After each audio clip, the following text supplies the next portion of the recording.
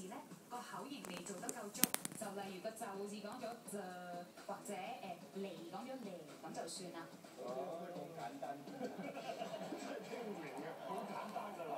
其實小肥咧，我覺得佢都捉得到唔錯嘅，即係捉到金剛嘅路嘅。例如命運個運咧，金剛講咗命運嘅，其實佢都做到命運呢一下啦。麥當反而咧就睇跟 beat 啊嗰度就做得到咯，但係發音咬字嗰方面咧就跟唔到太多一啲金剛有嘅專有嘅特色。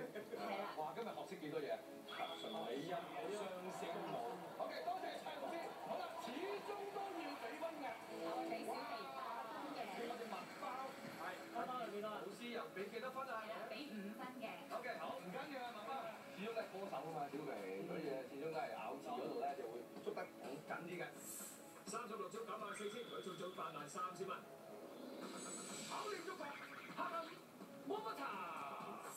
每組派對必進入黑房，黑房內放咗3樣物件，嘉賓要利用觸覺鬥快，估中嗰3樣物件，所需時間較短嗰組為之贏。